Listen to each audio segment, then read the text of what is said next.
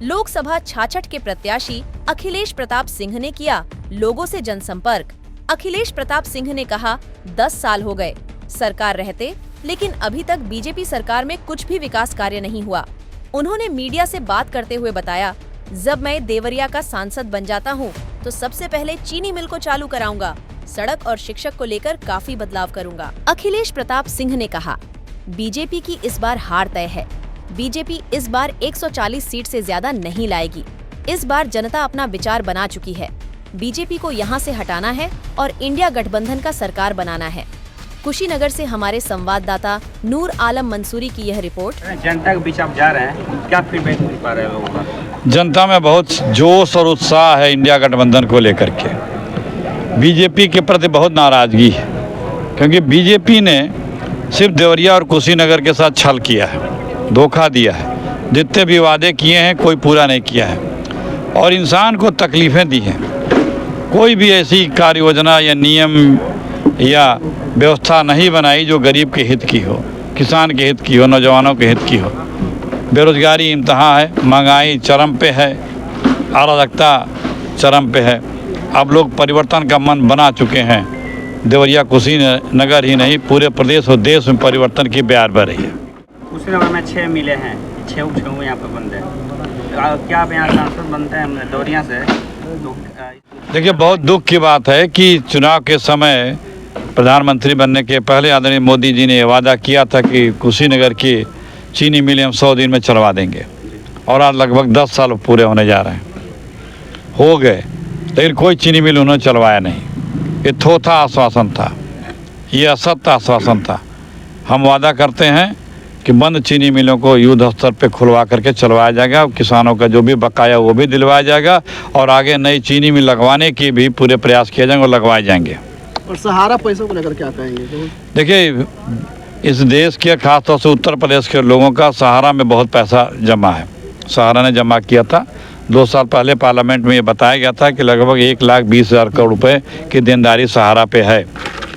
हम लोगों से वादा कर रहे हैं कि देवरिया कुशीनगर के लोगों का जो भी पैसा सहारा में है वो पाई पैसा सूद समेत, जो उसकी स्कीम थी, सूद समेत यहाँ की जनता को दिलवाने के लिए हर प्रयास करके दिलवाऊंगा। बीजेपी के सारे नेता कह रहे हैं आपकी बात 400 पार, क्या लग रहा है इस बार बीजेपी? अरे वो अब 400 पार बोल ही नहीं रहे हैं, वो तो जान गए कि वो 140 पार नहीं हो रहे हैं।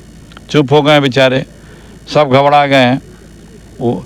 वो तो 140 पार भी नहीं हो रहे हैं, इस बार बुरी तरह पराजित हो रहे हैं। आउटगोइंग पीएम होकर दुनिया बोलने लगी है, हमारे निवर्तमान प्रधानमंत्री मोदी जी। अभी लोकसभा देवरिया के विधानसभा में लोकसभा में घूम रहे हैं, क्या यहाँ पे कमियाँ दिखाने को मिल रहा है? अब देखिए ना, कोई सड़क सुबह तो दिखाइए, सड़कों पे घुटने पर कचड़ा पानी है एक बरसात होते ही। विकास तो, नहरों में पानी नहीं आ रहा है। आज कई लोगों ने, किसानों ने, महिलाओं ने कहा फसल सूख रही है, नहर में पानी अब तक आ जाता था, इस बार पानी क्यों नहीं आ रहा नहरों में? ये क्या बदला ले रही है सरकार? अगर किसान बीजेपी के खिलाफ वोट देने का मन बना लिया है तो नहरों का पानी रोकेंगे। अभी तक नहर में पानी नहीं आया। अगर आपको जनता लोकसभा देवरिया से अगर आपको जिता देती है, सांसद बना देती है, तो सबसे पहले आपका विकास क्या है? विकास तो यहाँ बहुत करने, कुछ किया नहीं ना बीजेपी ने, बहुत से काम करने हैं। उद्योग धंधे लगवाने हैं, बंद मिलें चलवानी हैं, फ्लाईओवर्स बनवाने हैं, ओवरब्रिज बनवाने हैं, सड़क बनवाने हैं, नहरें बनवानी हैं, नई फैक्ट्रियाँ लगवाने हैं, देवरिया में रिंग रोड बनवाने हैं, वहाँ पे जाम की समस्या से छुटकारा पाना है। काम तो इतने यहाँ पे हैं, 10 साल तो कुछ किया नहीं ना, तो सब बचा हुआ काम है। पिछड़ गया देवरिया कुशीनगर। बीजेपी के जो नेता हैं उनसे पूछा जा रहा है एयरपोर्ट पर सवाल, तो लोग मुंह छुपा रहे हैं। तो कोई भी सवाल बीजेपी से पूछे तो मुझ छुपा लेंगे, इसलिए तो भागते हैं सवालों से। वो जो वादे किए थे वो क्या वादा पूरा हुआ?